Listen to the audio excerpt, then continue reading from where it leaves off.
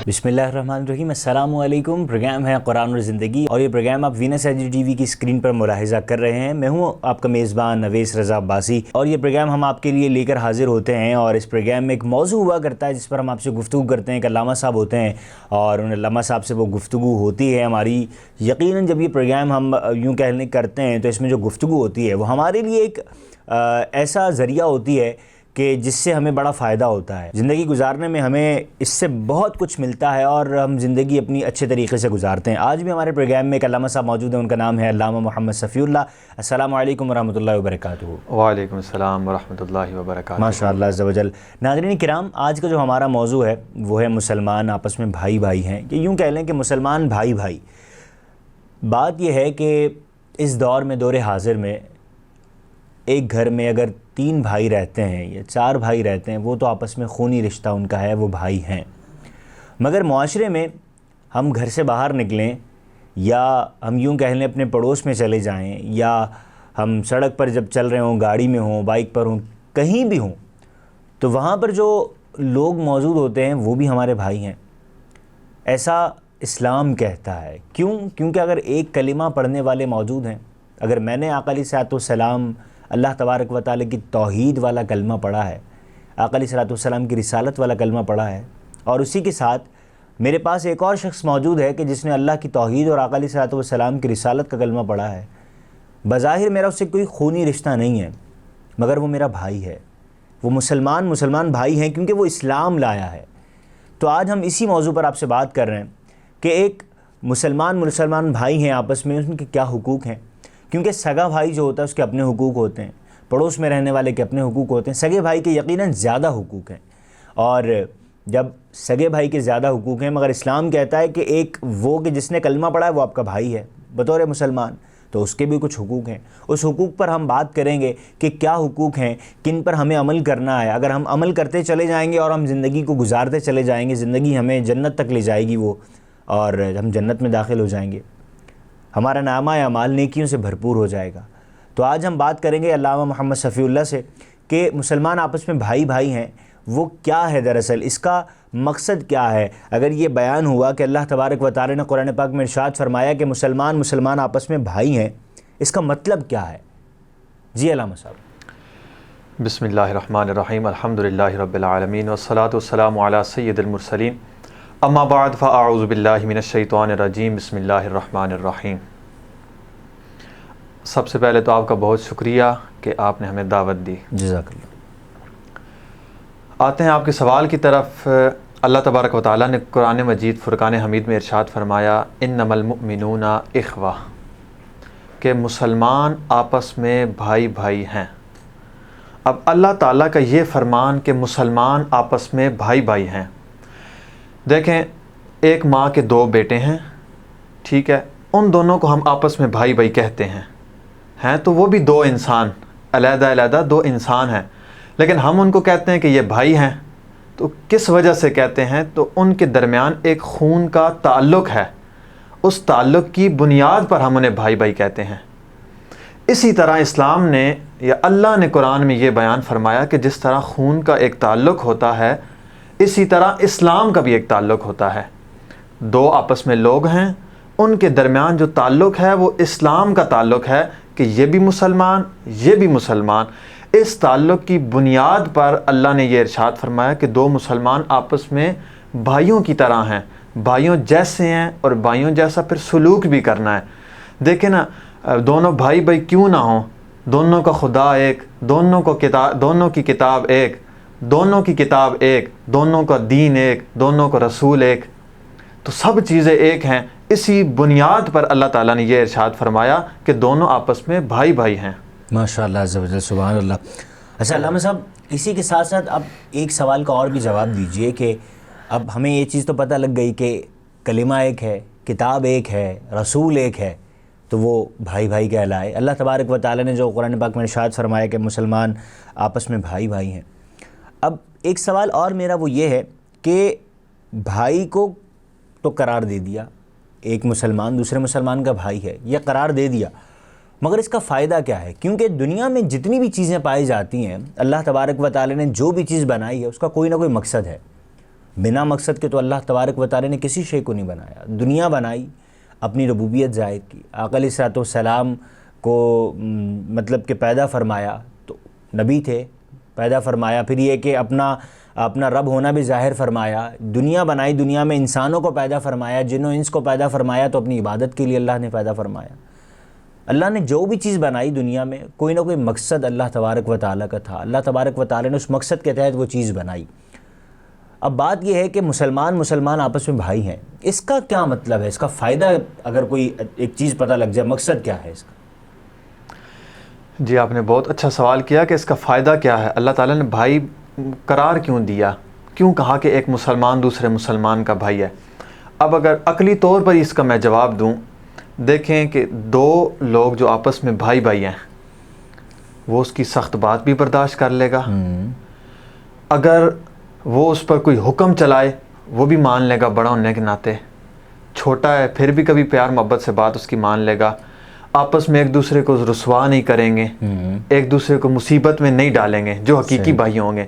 اب اللہ تعالیٰ نے مسلمانوں کو آپس میں جو بھائی بھائی قرار دے دیا، اس کا ایک فائدہ یہ ہے کہ اگر ہم واقعی دوسرے مسلمان کو بھائی سمجھیں تو پھر نہ اسے ہم رسوا کریں گے، نہ اس پر ظلم کریں گے، نہ اس کی کسی مصیبت پر خوش ہوں گے، نہ اس کی غیبت کریں گے. کیونکہ ایسا تو نہیں ہو سکتا نا سر کہ آپ دیکھیں نا معاشرے میں کیا ہوتا ہے، چار لوگ بیٹھے ہوئے ہیں، یا تو وہ پانچویں کی غیبت کر رہے ہیں یا پانچویں کو رسوا کر رہے ہیں. کسی نے بڑا اچھا جملہ لکھا ہے کہ ہماری محفلوں میں سے اگر ہماری محفلوں میں سے غیبت اور رسوائی کو نکال دیا جائے تو پھر خاموشی پیچھے بچتی ہے. کیا کمال بات کہی، حقیقت ایسا ہی سر، خاموشی پیچھے بچتی ہے. لیکن جب ہم چار بھائی ہوں گے، ایسا آپ نے کبھی زمانے میں نہیں دیکھا ہوگا کہ چار بھائی ہوں اور مل کر پانچویں کو ذلیل کر رہے ہوں. تو پتہ یہ چلتا ہے کہ ہم نے فقط قرآن کو پڑھا ہے، قرآن پر ویسا عمل نہیں کیا.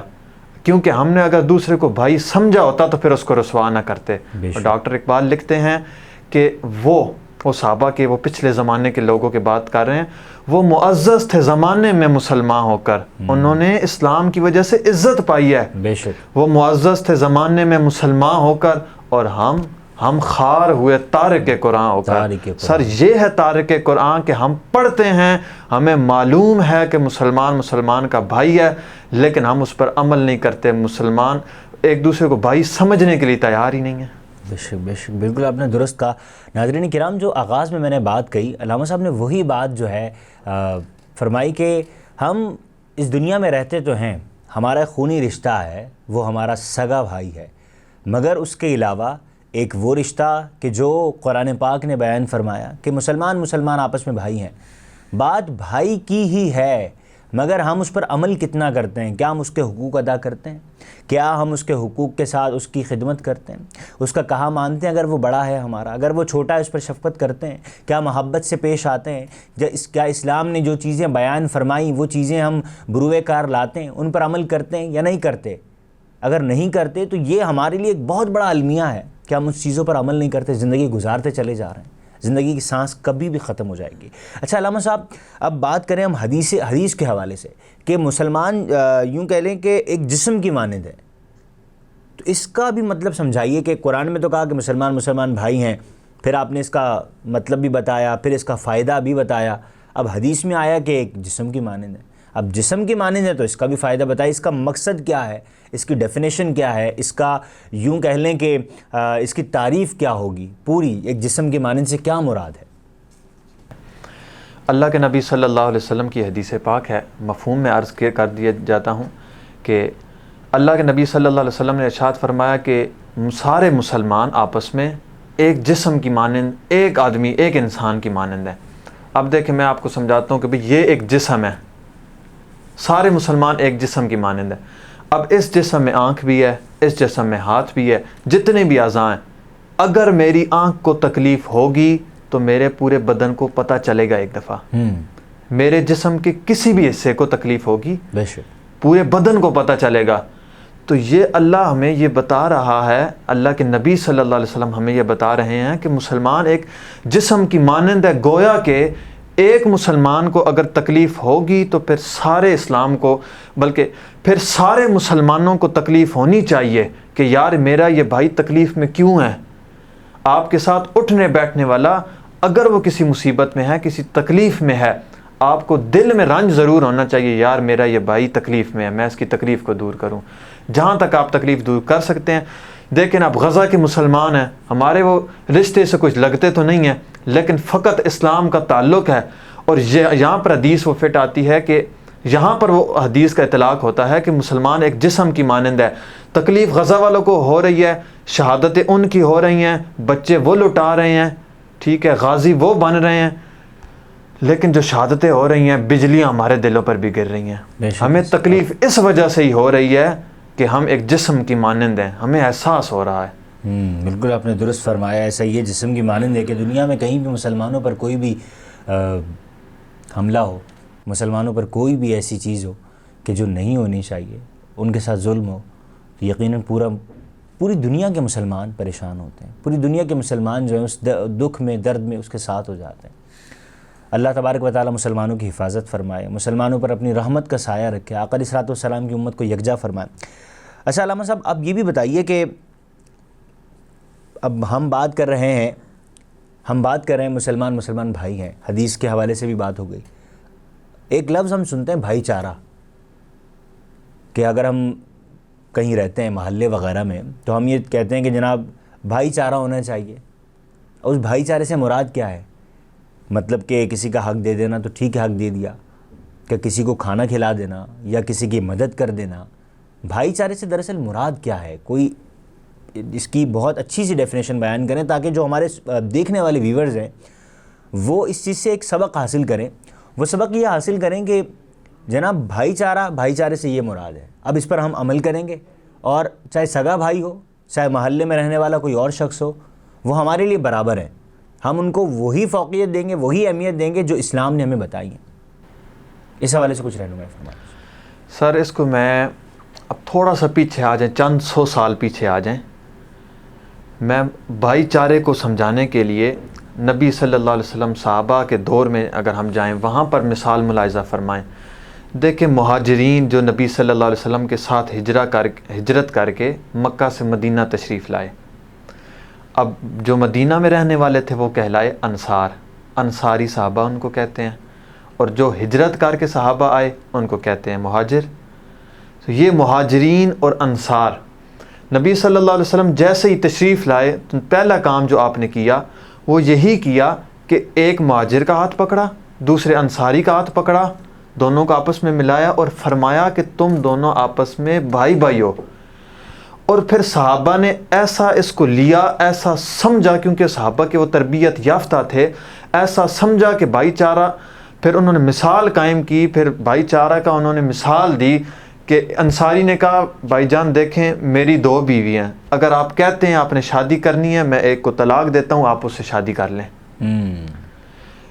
ایک بندہ سب سے امیر تھا مدینے میں، بہت بڑا اس کا کاروبار تھا، اس نے اپنے دوسرے مہاجر بھائی کو کہا کہ یار میرے پاس اتنا مال ہے، بٹوارا کرتے ہیں، آدھا تمہارا آدھا میرا۔ سر اعلیٰ درجے کی مثال انہوں نے قائم کی، اسے کہتے ہیں، اب لگتے تو وہ ایک دوسرے کے کچھ بھی نہیں تھے، ایک دوسرے کے پڑوس میں رہنے والے بھی نہیں تھے، وہ مکہ کے رہنے والے تھے، وہ مدینہ کے رہنے والے تھے، ایک دوسرے کو پہلے جانتے بھی نہیں تھے، لیکن جب بھائی بھائی قرار دے دیا گیا تو پھر ایسے بھائی بنے کہ کسی نے اپنی بیویوں کو طلاق دینے کے لیے تیار ہو گیا، تو کوئی اپنی دولت لٹانے کو تیار ہو گیا۔ تو یہ اس سے ہم سمجھ سکتے ہیں کہ بھائی چارگی کا کیا مطلب ہے۔ بے شک، اور یقیناً کہ جب انصار اور مہاجر کا وہ سلسلہ ہوا تھا کہ جب لوگ مکے سے مدینہ کی طرف ہجرت کر کے گئے تھے، ناظرین کرام، اس وقت مسلمانوں کے پاس کچھ نہیں تھا، نہ زمینیں اور نہ مال و متاع، نہ ساز و سامان، صرف وہ ہجرت کر کے مکے سے مدینے چلے گئے، کیونکہ آقا علیہ الصلوۃ والسلام نے ہجرت کی تھی۔ جب وہ مدینے پہنچے تو اب مسلمانوں کے پاس تو کچھ نہیں تھا، تو آقا علیہ الصلوۃ والسلام کا جو حکم تھا وہ یہی بھائی چارگی کا حکم تھا۔ تو علامہ صاحب نے جیسا فرمایا کہ اگر کسی کے پاس 2 بیویاں تھیں تو اس نے اپنی ایک بیوی کو طلاق دی اور ایک بیوی دوسرے مسلمان بھائی کے حق میں نکاح میں چلی گئی۔ اگر کسی مسلمان بھائی کے پاس زمین تھی، جائیداد تھی، تو اس نے کچھ آدھی رکھی، آدھی اپنے بھائی کو دے دی۔ اگر کسی کے پاس کوئی ایسی چیز تھی کہ جو وہ بآسانی 2 بندے استعمال کر سکتے تھے، اس نے آدھی اپنے مسلمان بھائی کے لیے دے دی، آدھی خود رکھ لی۔ یہ بھائی چارگی ہوتی ہے۔ مگر آج کے دور میں ہم کیا کرتے ہیں؟ آج کے دور میں ہم یہ کرتے ہیں، اگر ہمارے والدین حیات نہیں ہیں، زندگی سے یوں کہہ لیں زندگی ختم ہو گئی اور موت نے آ لیا، موت ہر ایک اٹل حقیقت ہے، وہ آنی ہے، انسان مر جائے، والدین جب چلے جاتے ہیں تو کچھ پیچھے وراثت چھوڑ کے جاتے ہیں، جائیداد چھوڑ کے جاتے ہیں، تو اس جائیداد میں، اس وراثت میں ہم ایک دوسرے کا حصہ کھانے لگ جاتے ہیں۔ ہم کہتے ہیں جناب وہ چھوٹا بھائی ہے، اس کو تھوڑا کم دے دیتے ہیں۔ بڑا بھائی کہتا ہے کہ جناب گھر میں نے بنایا تھا، گھر میں یہ تمام معاملات میرے تھے، گھر میں رینوویشن میں نے کروائی تھی، اور والدین کی جب بیماری تھی تو ان پر خرچہ میں نے بہت کیا، تو اب جو والدین کی وراثت تقسیم ہوگی اس میں سے زیادہ حصہ میرا ہے، کیونکہ میں نے ان پر اتنا زیادہ پیسہ خرچ کیا۔ تو کیا ہوتا ہے آخر میں کہ پھر بھائیوں کے درمیان لڑائی ہونا شروع ہوتی ہے، فائٹ ہونا شروع ہوتی ہے، ایک دوسرے کے حقوق بھول جاتے ہیں۔ ہم نے بات کی بھی بھائی چارگی کی، تو بھائی چارگی جو ہے وہ ختم ہو جاتی ہے، بھائی چارہ کہیں دور چلا جاتا ہے، ایک دوسرے کے خون کے پیاسے ہو جاتے ہیں، ایک دوسرے کے لیے جو بھائی ایک دوسرے کے لیے لڑنے کے لیے تیار تھے کسی تیسرے سے، آج وہ خود ایک دوسرے سے لڑنے کے لیے تیار ہے۔ اگر گھر میں والدہ حیات ہیں تو معاشرے میں یہ چیزیں میں نے خود دیکھی ہیں، ناظرین کرام آپ نے بھی دیکھی ہوں گی۔ اگر والدہ حیات ہیں تو شاید پھر کچھ ہمارے اندر حیا باقی ہوتی ہے، والدہ بھی اگر حیات نہیں ہے تو پھر وہی لڑائی جھگڑا اور جائیداد کے اوپر بٹوارا۔ ہم اس بٹوارے میں اپنا آپ بھول جاتے ہیں، بھائی چارہ بھول جاتے ہیں۔ جو مسلمان بھائی ہے، جو ہمیں اسلام درس دیتا ہے، زندگی جو ہم نے گزارنی ہے، ہمارا پروگرام قرآن اور زندگی ہے نا، ہم نے اسی پر زندگی گزارنی ہے۔ قرآن ہمیں جو حکم دیتا ہے اس پر عمل کرنا ہے، قرآن جو ہمیں حکم دیتا ہے وہ زندگی کو گزارنے کے لیے حکم دیتا ہے کہ زندگی اچھی گزارو، مگر ہم اسے کیسے گزارتے ہیں؟ یہ ایک بڑا ہمارے لیے سوال ہے، کویسچن مارک ہے کہ اس پر ہم نے عمل کرنا ہے اور اپنی زندگی کو گزارتے چلے جانا ہے۔ پروگرام کا وقت ختم ہونے کو آیا، اختتام ہے۔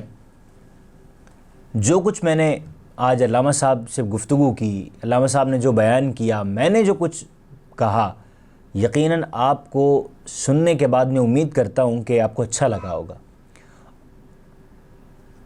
اور زندگی پھر کہوں گا کہ ختم ہونے والی اٹل حقیقت ہے موت۔ تو اب ہم کیا کریں گے؟ ہم نے یہ کرنا ہے کہ ہم اپنی زندگی کو کچھ حدود و قیود میں گزاریں گے۔ وہ حدود و قیود کون سی ہے؟ وہ اسلام کی ہیں۔ اپنے آپ کو ہم خالی نہیں چھوڑ دیں گے، اپنے آپ کو یوں نہیں ہے کہ ہم صرف سڑک پہ چلتے چلے جائیں گے اور ہمارا کوئی اسپیڈ بریکر نہیں آئے گا جو ہمیں ہماری اسپیڈ کو روکے گا۔ نہیں، ہم چلتے چلے جائیں، نہیں، ہم نے حدود و قیود میں آنا ہے۔ وہ حدود و قیود اسلام کی ہیں۔ ہماری زندگی سب سے پہلے انسان اپنے آپ کو دیکھے کہ جناب جو زندگی میری ہے وہ اللہ کی امانت ہے، اللہ نے مجھے زندگی دی ہے، میں اپنے ساتھ کیا ظلم کرتا ہوں؟ کیا میں نماز پڑھتا ہوں؟ کیا میں زکوٰۃ دیتا ہوں؟ کیا میں لوگوں کی مدد کرتا ہوں یا نہیں کرتا؟ یا میں غیبت کرتا ہوں؟ کیا میں جھوٹ بولتا ہوں؟ یہ تمام وہ چیزیں جو انسان اپنے اندر ٹٹولے، اگر وہ چیزیں ہیں تو انسان غلط چیزیں ان سے کنارہ کشی اختیار کرے، اگر اچھی چیزیں ہیں تو ان کو اپنائے رکھے، اور ان کا سبق یا ان کا حکم جو ہے، جو قرآن میں آئے کہ امر بالمعروف و نہی عن المنکر، کہ اچھی چیز کا حکم دو، برائی سے روکو، تو اس کا حکم دے۔ اگر آپ کا کوئی بھائی پریشان ہے تو اس کی مدد کرنی ہے، چاہے سگا بھائی ہے، چاہے مسلمان بھائی آپ کا ہے جو آپ کا سگا بھائی نہیں ہے، تو آپ نے مدد کرنی ہے۔ امید کرتا ہوں پروگرام آپ کو پسند آیا ہوگا۔ ملیں گے انشاءاللہ نیکسٹ پروگرام میں جس کا نام ہے قرآن اور زندگی۔ اپنے میزبان اویس رضا عباسی کو اجازت دیجیے۔ اللہ نگہبان۔